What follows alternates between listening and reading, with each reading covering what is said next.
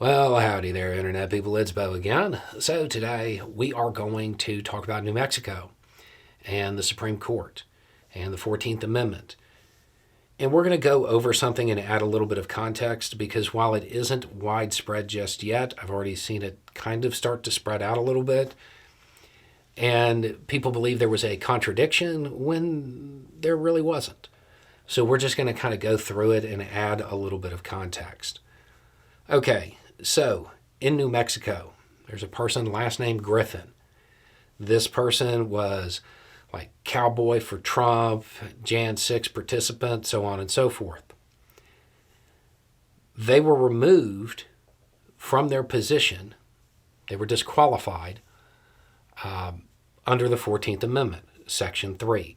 The same section that the Supreme Court just said Colorado couldn't remove Trump under. Griffin appealed his case to the Supreme Court and they rejected it, so he remains disqualified. People obviously see an inconsistency here, but it's not. Back in March in the Colorado case, this is what was said.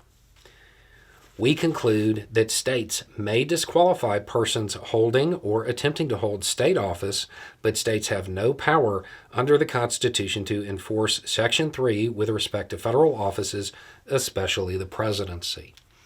So, them rejecting this is actually completely consistent with the Colorado case decision.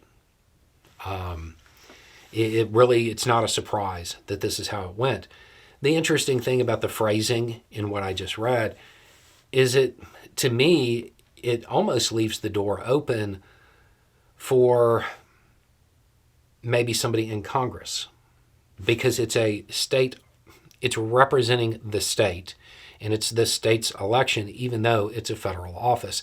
That part, especially the presidency, kind of caught my eye. Now, obviously, that would have to be very well argued, but it's an interesting comment. And maybe on that one, I'm reading too much into it, but it was weird that that was left open that way. So, Griffin remains disqualified, and since then, he has asked Trump to allow Griffin to be his vice president. I am not sure how Trump will respond to that, to be honest. I mean, that seems like something that would immediately kind of be a no, but it's Trump, so we don't know. The key thing here is that the two cases, they don't contradict each other. It's not inconsistent. It's inconsistent with that first ruling. Now, I know a whole lot of people don't agree with that first ruling, but it was the ruling. And this is consistent with it. So, anyway, it's just a thought. Y'all have a good day.